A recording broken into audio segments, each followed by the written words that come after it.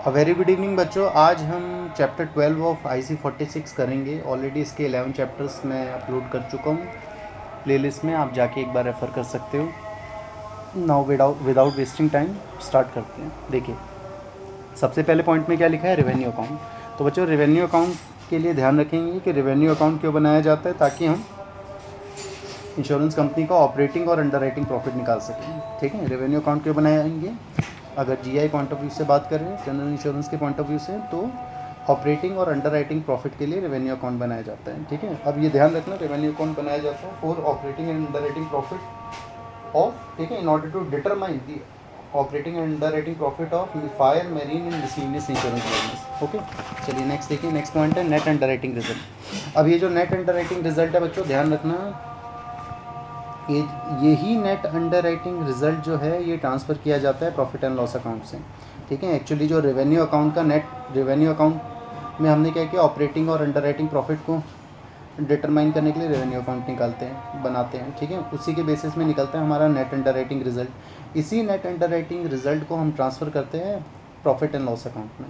ठीक है, तो अगर मैं आपको एक स्टेटमेंट, एक क्वेश्चन दूं कि बताओ, income statement that is profit and loss account is prepared with the net underwriting result transferred from, ठीक है, मैं रिपीट कर रहा हूँ, इनकम स्टेटमेंट या जिसको हम net profit and loss account भी बोलते हैं, उसको बनाया जाता है नेट अंडर राइटिंग रिजल्ट से। बट ये नेट अंडर राइटिंग रिजल्ट कहाँ से आता है? रेवेन्यू अकाउंट से। ठीक है, मैं रिपीट कर रहा हूँ, आप ध्यान से सुनिए। ठीक है, रेवेन्यू अकाउंट क्यों बनाया जाता है? ऑपरेटिंग और अंडर राइटिंग प्रॉफिट को निकालने के लिए, फायर, मेरीन और मिसलेनियस इंश्योरेंस बिजनेस का। ठीक है, इसी रेवेन्यू अकाउंट से निकल के आता है हमारा नेट अंडर राइटिंग रिजल्ट, और यही net underwriting result transfer किया जाता है profit and loss account statement में। ठीक है, प्रॉफिट एंड लॉस अकाउंट में, ताकि प्रॉफिट एंड लॉस अकाउंट को बनाया जा सके। ठीक है, ध्यान रखना। चलो नेक्स्ट क्या लिखा हुआ है, नेक्स्ट पॉइंट में लिखा हुआ है net profit and loss of insurer. अब net profit and loss of insurer की बात करें तो बच्चों देखो, जो ऊपर हमारा नेट अंडर राइटिंग रिजल्ट है, अब ऐसा नहीं है कि प्रॉफिट एंड लॉस अकाउंट के अंदर आपको सिर्फ रेवेन्यू अकाउंट के नेट अंडर राइटिंग रिजल्ट को जब डालना है। नो, इस नेट अंडर राइटिंग रिजल्ट को, और देखो, इंश्योरेंस कंपनी ऐसा थोड़ी ना जो प्रीमियम आ रहा है उसी से कमा रही है। ठीक है, ऐसा नहीं होता। इंश्योरेंस कंपनी कुछ इन्वेस्टमेंट करती है, कुछ उनकी फाइनेंशियल एक्टिविटीज़ होती है, ठीक है, उससे भी अर्न करती है ना। तो इंश्योरेंस कंपनी क्या, नेट अंडर राइटिंग रिजल्ट जो आया प्लस जो इनकम उन्होंने इन्वेस्टमेंट एक्टिविटी से कमाई, जो इनकम उन्होंने फाइनेंसिंग एक्टिविटी से कमाई, उन सब का टोटल जो होता है उसके बेसिस में हम निकालते हैं नेट प्रॉफिट और लॉस इंश्योरेंस कंपनी का। ठीक है, तो नेट प्रॉफिट और लॉस ऑफ इंश्योरर जो है वो कैसे निकलेगा? ये निकलता है by combining income from investment activity and income plus income from financing activity plus net underwriting result. ठीक है, चलिए नेक्स्ट देखिए। और बच्चों ध्यान रखना है, ये जो प्रॉफिट एंड लॉस अकाउंट होता है ये फॉर्म BPL में बनाया जाता है। ठीक है, प्रॉफिट एंड लॉस अकाउंट के लिए कौन सा फॉर्म होता है? Form B-PL। चलिए नेक्स्ट देखिए। नेक्स्ट क्या लिखा हुआ है? Direct expenses. अब बच्चों ध्यान रखना, रेवेन्यू अकाउंट में सारे के सारे डायरेक्ट एक्सपेंसेस या डायरेक्ट इनकम्स आती है। ठीक है, जो बिजनेस से रिलेटेड है। तो अगर क्वेश्चन पूछा जाए कि direct expenses and direct incomes applicable to a particular business are recorded in, तो हम बोलेंगे रेवेन्यू अकाउंट। वहीं कॉमन या जनरल एक्सपेंसेस की अगर बात करें, ठीक है, वहीं अगर हम बात करते हैं कॉमन या जनरल एक्सपेंसेस की, तो कॉमन और जनरल एक्सपेंसेस को रिकॉर्ड किया जाता है प्रॉफिट एंड लॉस अकाउंट में। ठीक है, सिर्फ एक्सपेंसेस नहीं, इनकम भी। ठीक है, कॉमन एक्सपेंसेस या हम बोल सकते हैं general expenses including common income या जनरल इनकम, उसको रिकॉर्ड करते हैं हम रेवेन्यू अकाउंट में। तो direct expenses and income revenue account में, वहीं अगर common and general expenses and income profit and loss account में। ठीक है, P&L अकाउंट में। चलिए नेक्स्ट देखिए। अब बैलेंस शीट की अगर बात करें तो बैलेंस शीट में क्या होता है बच्चों?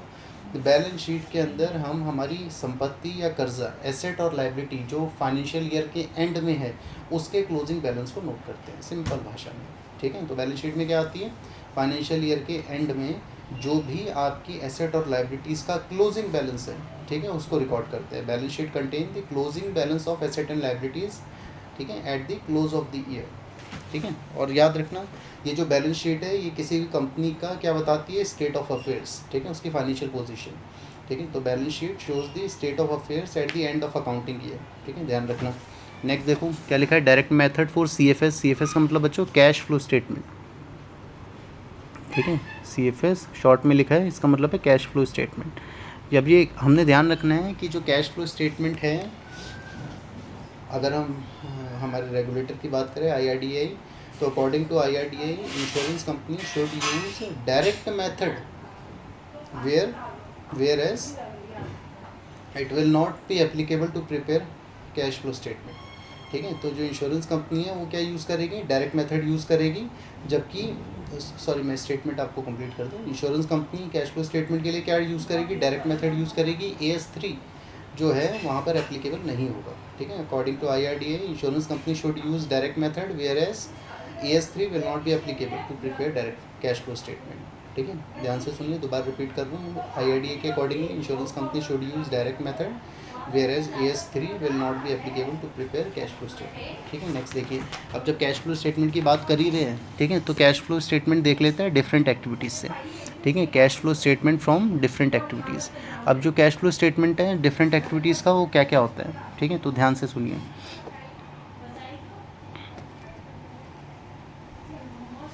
ठीक है, तो देखिए कैश फ्लो स्टेटमेंट क्या होता है डिफरेंट एक्टिविटीज़ का। तो इंश्योरेंस कंपनीज़ की बेसिकली अगर मैं एक्टिविटीज़ की बात करूँ ना, तो मैं 3 पार्ट्स में उसको 3 सेगमेंट्स में डिवाइड कर सकता हूँ। ऑपरेटिंग एक्टिविटी होती है, कुछ इन्वेस्टमेंट एक्टिविटी, कुछ फाइनेंसिंग एक्टिविटी। ठीक है, ऑपरेटिंग एक्टिविटीज़ क्या होती है बच्चों, जो रेवेन्यू प्रोड्यूस करें। ठीक है, कैश फ्लो स्टेटमेंट में क्या आता है, जो कैश का इनफ्लो है आउटफ्लो है।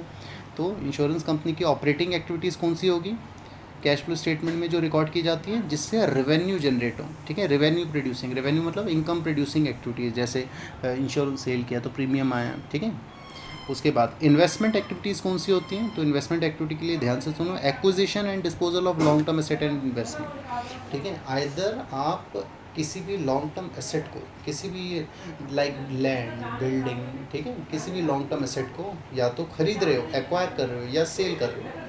ठीक है, खरीदोगे तो पैसे जाएगा, ठीक है, कैश आउटफ्लो होगा, बेचोगे तो पैसा आएगा, इनफ्लो होगा, समझ गए। तो इन्वेस्टमेंट एक्टिविटीज़ कौन सी आती है कैश फ्लो स्टेटमेंट में, एक्विजिशन एंड डिस्पोजल ऑफ, मतलब acquisition means purchase, disposal means sale of long term asset and investment ना। तीसरा होता है बच्चों फाइनेंसिंग एक्टिविटी। फाइनेंसिंग एक्टिविटी के लिए ध्यान रखना, फाइनेंसिंग देखो नाम से पता चल रहा है फाइनेंस। ठीक है, अब देखो कोई भी कंपनी, ठीक है, अपार्ट फ्रॉम इंश्योरेंस, कोई भी कंपनी अपना फंड कहाँ से बोरो कर सकती है, या तो कंपनी लोन ले सकती है, डायरेक्ट लोन ले लिया, ठीक है, या कंपनी क्या कर सकती है, कंपनी सिक्योरिटीज़ इशू कर सकती है, जैसे एग्जांपल इक्विटी शेयर्स इशू कर सकती है मार्केट से फंड बोरो करने के लिए। इक्विटी के अलावा बहुत सारे इंस्ट्रूमेंट होते हैं। ठीक है, सिंपल भाषा में कंपनी की फाइनेंसिंग एक्टिविटीज़ कौन सी होगी, वो सारे काम, वो सारे कार्य जिसकी वजह से या तो इक्विटी बढ़े, इक्विटी एंड बोरोइंग, ठीक है, इक्विटी एंड बोरोइंग बढ़े या कम हो। ठीक है, रिजल्ट्स फाइनेंसिंग एक्टिविटीज़ हम कह सकते हैं include all those which results in change in the size and composition of equity and borrowing. ठीक है, वो सारी एक्टिविटीज़ जिसकी वजह से आइदर इक्विटी हमारी बढ़े, इक्विटी या बोरोइंग हमारी बढ़े या कम हो। ठीक है, मतलब कंपनी की लायबिलिटी या तो बढ़े या फिर कम हो। क्योंकि देखो आप किसी बैंक से लोन ले रहे हो, वो भी आपकी लायबिलिटी है, क्योंकि आपको पैसा जो आपने मिला है आपको, वो आपको पे करना है विद इंटरेस्ट। अब इक्विटी ले रहे हो तो इक्विटी भी आपके लिए एक लायबिलिटी ही है। ठीक है, कल जो शेयर होल्डर्स जो है प्रॉफिट में से आपको क्या करना है, शेयर होल्डर्स को प्रॉफिट में से डिविडेंड देना है। ठीक है, नेक्स्ट देखिए, नेक्स्ट पॉइंट क्या लिखा है, नेक्स्ट पॉइंट लिखा हुआ है आपका री insurance premium seeded and re insurance premium accepted. ठीक है, ध्यान से सुनो बच्चों, अब ये री इंश्योरेंस प्रीमियम सीडेड या री इंश्योरेंस प्रीमियम एक्सेप्टेड क्या है, तो हमने ध्यान रखना है बच्चों। देखो जब भी इंश्योरेंस कंपनी, मैंने पहले ही बताया आपको कि इंश्योरेंस कंपनी अपने रिस्क को मिनिमाइज़ करने के लिए क्या कर सकती है, किसी और री इंश्योरेंस कंपनी के साथ री इंश्योरेंस कॉन्ट्रैक्ट में पार्टिसिपेट कर सकती है, जिसमें इंश्योरेंस कंपनी कह सकती है कि मैं अपनी एग्जांपल 100 पॉलिसीज़ अगर मैंने बेची है तो 100 पॉलिसीज़ में से एग्जांपल जो सम इंश्योर्ड है वो टोटल आता है 1000 करोड़ का, तो उसमें से 40% मेरी रिटेंशन लिमिट है, मतलब 1000 करोड़ में से 400 करोड़ के अगर क्लेम आते हैं मैं दूंगी। 60% की जो एक तरीके से क्लेम पेमेंट की लायबिलिटी होगी वो री इंश्योरेंस कंपनी की होगी, तो 600 करोड़ कौन देगा, री इंश्योरेंस कंपनी। ठीक है, तो इंश्योरेंस कंपनी किसी री इंश्योरेंस कंपनी के साथ टाइप करती है अपने रिस्क को किसी भी अनसर्टेन इवेंट में मिनिमाइज़ करने के लिए। अब यहाँ री इंश्योरेंस प्रीमियम क्या होता है, ठीक है, तो बच्चों ये क्या होता है री इंश्योरेंस प्रीमियम सीडेड, तो प्रीमियम जो इंश्योरेंस कंपनी, ठीक है, जो प्राइमरी इंश्योरेंस कंपनी है वो री इंश्योरेंस को देती है, उसको बोलते हैं री इंश्योरेंस प्रीमियम सीडेड।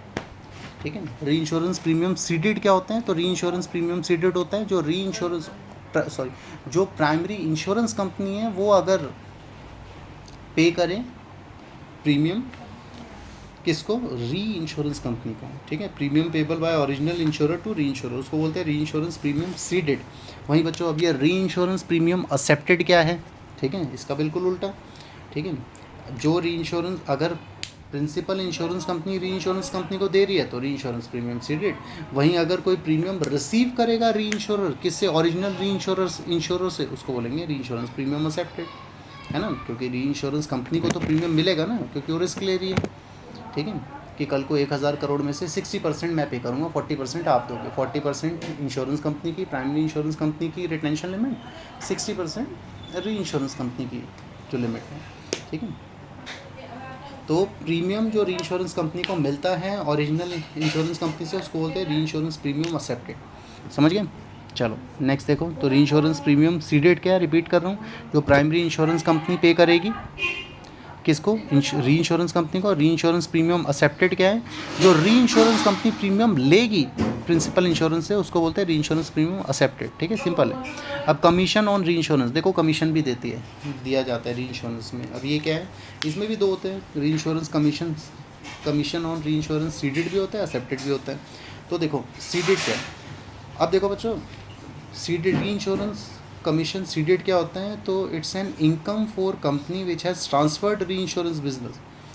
जिस कंपनी ने री इंश्योरेंस के बिज़नेस को ट्रांसफ़र किया है उसके लिए वो री इंश्योरेंस प्रीमियम सीडेड है, ठीक है। और एक्सेप्टेड क्या है, री इंश्योरेंस प्रीमियम एक्सेप्टेड क्या है, ये एक तरीके से बच्चों एक्सपेंस होगा for the company which has accepted the री इंश्योरेंस बिजनेस। देखो तुम ना सिंपल भाषा में समझ सकते हो कि अगर जैसे किसी प्रिंसिपल इंश्योरेंस कंपनी ने किसी री इंश्योरेंस कंपनी को, एक एज अ ली मैं समझा रहा हूँ, ठीक है, किसी इंश्योरेंस कंपनी ने, ठीक है ना, प्रिंसिपल इंश्योरेंस कंपनी ने री इंश्योरेंस कंपनी के साथ कॉन्ट्रैक्ट किया है, तो उसने कॉन्ट्रैक्ट किया है ना, तो यहाँ पर क्या होगा, अगर कॉन्ट्रैक्ट कर रहा है, ठीक है, वो इंश्योरेंस कॉन्ट्रैक्ट कर रहा है, तो री इंश्योरेंस कंपनी को कमीशन बिज़नेस मिल रहा है। तो अगर री इंश्योरेंस कंपनी को बिज़नेस मिल रहा है तो इसकी वजह से क्या होगा, क्योंकि री इंश्योरेंस कंपनी को तो प्रीमियम मिलेगा, अभी हमने देखा, तो बदले में क्या देगा, वो कमीशन देगा। तो जो री इंश्योरेंस कंपनी कमीशन दे रही है, ठीक है, बिज़नेस मिलने पे, उसको बोलेंगे सीटेड, ठीक है। सॉरी, जिस री इंश्योरेंस कंपनी को बिज़नेस मिलने पे कमीशन दिया जा रहा है वो उनके लिए एक्सपेंस है, री इंश्योरेंस कमीशन एक्सेप्टेड, ठीक है, मैं रिपीट कर रहा हूँ। तो री इंश्योरेंस कमीशन सीडेड क्या है, ठीक है, so it's an income for the company which has transferred री इंश्योरेंस बिजनेस। वहीं री इंश्योरेंस प्रीमियम एक्सेप्टेड क्या है, ये एक्सपेंस है उस कंपनी के लिए जिसने री इंश्योरेंस बिजनेस को एक्सेप्ट किया है, ठीक है, सिंपल भाषा में। चलो, और ध्यान रखना बच्चों, ये दोनों ही क्रेडिट रेवेन्यू अकाउंट में आते हैं। जो री इंश्योरेंस प्रीमियम सीडेड है, रेवेन्यू अकाउंट के क्रेडिट साइड में आता है क्योंकि इनकम है। री इंश्योरेंस प्रीमियम एक्सेप्टेड कहाँ पे आएगा, ये आएगा डेबिट साइड में, क्योंकि ये क्या है, ये एक एक्सपेंस है। सिंपल भाषा में, इनकम हमारी ऑब्वियसली क्रेडिट साइड में आती है और एक्सपेंस कहाँ आता है, डेबिट साइड में आता है, ठीक है। ऐसे सी से याद रखना, री इंश्योरेंस प्रीमियम सीडेड, सी से क्रेडिट साइड में, एक्सेप्टेड डेबिट साइड में। चलो नेक्स्ट देखो, नेक्स्ट क्या लिखा हुआ है, नेक्स्ट लिखा हुआ है रिजर्व फॉर अनएक्सपेक्टेड रिस्क। अब अगर रिजर्व फॉर अनएक्सपेक्टेड रिस्क की हम बात करते हैं, तो रिजर्व फॉर अनएक्सपेक्टेड रिस्क क्या होता है, तो बच्चों देखो हमें रिजर्व्स मेंटेन करने होते हैं, कोई भी, चाहे वो इंश्योरेंस कंपनी हो या कोई नॉन इंश्योरेंस कंपनी हो, वो हमेशा रिजर्व्स मेंटेन करके रखती है ताकि किसी फ्यूचर अनसर्टेन इवेंट में उसके पास प्रॉफिट का कुछ पोर्शन बचा हुआ हो रिजर्व के फॉर्म में, ठीक है, जो उसको उस अनसर्टेन इवेंट से बाहर निकालने में हेल्प करेगा।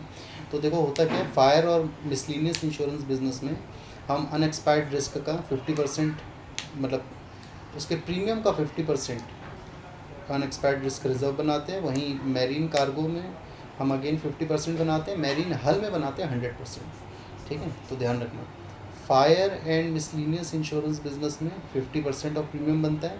वहीं मैरीन कार्गो में, ठीक है, जो जैसे अगर शिप जा रही है तो उसमें जो कार्गो है उसका 50% ऑफ प्रीमियम पे हम अनएक्सपायर्ड रिस्क का रिजर्व बनाएंगे। वहीं अगर मैरीन हल क्या होता है, पूरे स्ट्रक्चर का इंश्योरेंस, ठीक है, शिप का, तो मैरीन हल के केस में 100% ऑफ प्रीमियम का अनएक्सपायर्ड रिस्क रिजर्व बनाया जाता है, ठीक है। तो अगर क्वेश्चन पूछा जाए कि unexpired risk reserve for fire and miscellaneous is 50% of premium, whereas unexpired risk reserve for marine cargo 50% of premium again, but unexpired risk reserve for marine hull it is 100% of premium, ठीक है। चलो next point देखो, next point में क्या लिखा है, financial statement of GI. तो financial statement of general insurance business की अगर बात करें, ठीक है, financial statement of GI business, general insurance business की बात करते हैं तो देखो बच्चों होता क्या है, फाइनेंशियल स्टेटमेंट्स में आता है आपका revenue account, profit and loss account और रिसीप्ट एंड पेमेंट अकाउंट। तो हर जनरल इंश्योरेंस कंपनी को revenue account, profit and loss account और रिसीप्ट एंड पेमेंट अकाउंट बनानी ही है हर हालत में, ठीक है, और इसमें ट्रेडिंग अकाउंट इंक्लूड नहीं होता, ठीक है। तो financial statement of general insurance business में क्या क्या आते हैं, तो फाइनेंशियल स्टेटमेंट्स में आता है revenue account, profit and loss account and receipt and payment account, but it will not include trading account, ठीक है। नेक्स्ट पॉइंट देखो, नेक्स्ट पॉइंट में क्या लिखा है, नेक्स्ट पॉइंट में लिखा है सॉल्वेंसी मार्जिन रेशो, ठीक है। सॉल्वेंसी मार्जिन रेशो क्या बच्चे, देखो नाम से ही पता चल रहा है कौन कितना सॉल्वेंट है, ठीक है। वो बोलते हैं ना इनसॉल्वेंट हो गया, ठीक है, दिवालिया हो गया। तो सॉल्वेंसी रेशो क्या बताएगी, सॉल्वेंसी रेशो बताएगी that insurer is how much strong enough to pay the claim, ठीक है। सॉल्वेंसी रेशो क्या बताती है, सॉल्वेंसी रेशो बताती है कि insurer is strong enough to pay the claims to the policy holder, ठीक है, ये सॉल्वेंसी रेशो बताएगा।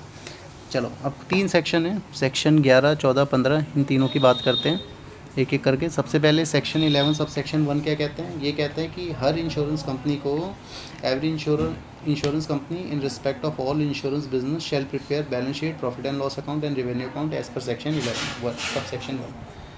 तो सेक्शन 11 सब सेक्शन 1 क्या कहते हैं कि हर इंश्योरेंस कंपनी को क्या बनाना है, balance sheet, profit and loss account and revenue account. अगर सीरियल वाइज देखें तो रेवेन्यू अकाउंट बनेगा, फिर प्रॉफिट एंड लॉस अकाउंट बनेगा, फिर बैलेंस शीट बनेगा, ठीक है। वहीं सेक्शन 14 क्या कहता है, तो सेक्शन 14 कहता है कि every insurance company shall maintain register और रिकॉर्ड ऑफ पॉलिसी, ठीक है। इंश्योरेंस कंपनी को पॉलिसी की रिकॉर्ड्स और डिटेल्स भी मेंटेन करके रखनी है, रजिस्टर मेंटेन करके रखना है।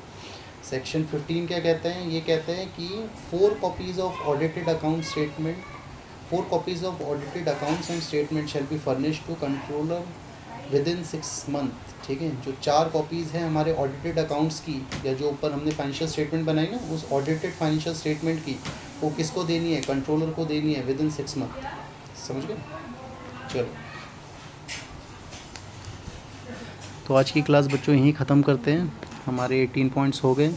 बाकी के जो नेक्स्ट टॉपिक है वो हम चैप्टर 13 नेक्स्ट क्लास में कवर करेंगे। चलिए गुड नाइट बच्चों।